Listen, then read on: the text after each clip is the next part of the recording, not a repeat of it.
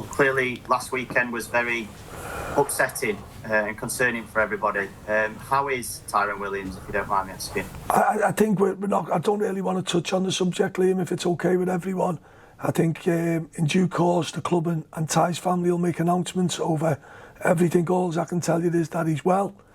He's obviously doing okay, and he's getting looked after really, really well. So that's probably as much as I want to say on the matter, and obviously send them all our love.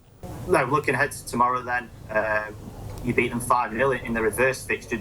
I take it that doesn't count for very much all these months later. Probably counts in Crewe's dressing room tomorrow, that's for sure, doesn't it? I'm not so sure it counts in ours. I think both clubs have had the seasons that they've had. Crewe going on from strength to strength, picking themselves up and doing fantastically well to be in a playoff and a challenging position, and that's great credit to Lee and all his staff and the players.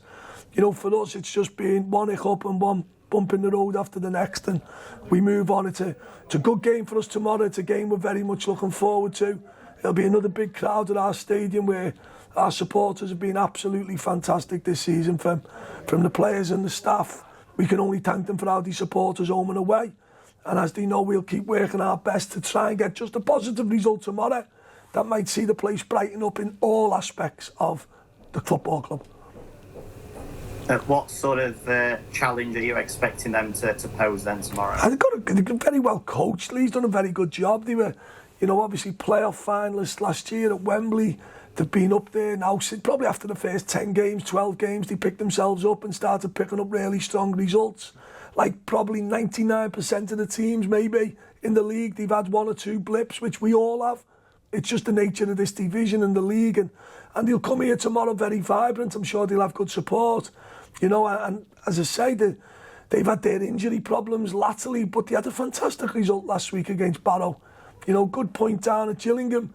Like everyone, Lee will be looking forward to the game. And I'm sure they'll come here wanting to prove that the result at Gresty Road was probably the one-off that it probably was.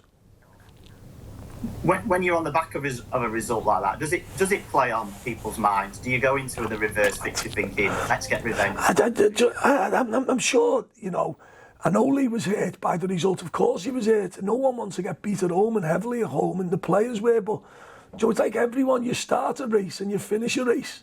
In the middle of the marathons, I'm sure everyone goes through pain and doesn't want to finish it. Crewe are doing really, really well. They're in a position that we'd love to be in. I'm sure both clubs would love to swap positions, so credit to Lee and his team. They'll go on this year, and hopefully for them they'll achieve a playoff place at worst. For us, we've got to make sure we do our best to keep our season going now. You've won your last 2 games at home, scoring 8 goals. Do you take some confidence from that going into tomorrow? Again, Liam, it's I think my biggest thing throughout my managerial career, I've always been criticised for not changing teams. I think in the last 18 months here, I've probably changed the team more times than I've changed teams in my whole managerial career. This season being unprecedented. I've never seen anything like what we're going through at the club this year.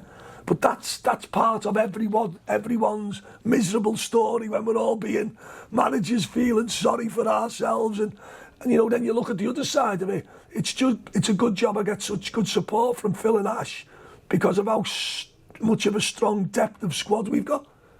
It was only the Christmas period where the 3 games over Christmas we really, really struggled. A bit like Crewe probably have done in the last week or two. We really, really struggled for players. We struggled. But since then, our away form, losing at Walsall, losing at not so much Bradford, where else? Losing at Cheltenham. The games we shouldn't have lost. It's got nothing to do with injuries. It's got nothing to do with people who aren't there. These are football matches we shouldn't have lost. Swindon last week, the same. But we are where we are. So, as I say, I think everyone can finish what's been a really difficult week tomorrow with a really good game against a team that we enjoy playing against, because one of the things is, you're going to get a good game of football. How do you view the rest of the season then, in terms of where you stand? What do you want from it? I want to win games. I want to get in the playoffs. It's just a simple message. The players get the same message every day. We've got to be a successful team, you've got to win. It's no use me coming on here telling everyone about how much this or how much that. The season will be decided by how many points you get. there's 15, 16, 17 games to go for people. It's a third of the season. There's so many more points to play for.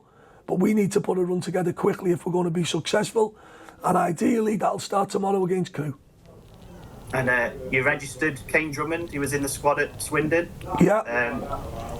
What was you thinking behind that one? I just think Kane's done really well. He's had a couple of reserve games behind the scenes. He was close to probably agreeing a move to another club. And, you know, there's been so much going on. But what Kane brings to us is in the dressing room, where he's a very, very vocal young character who's got so much enthusiasm for the game, and then onto the football pitch where he brings that character on.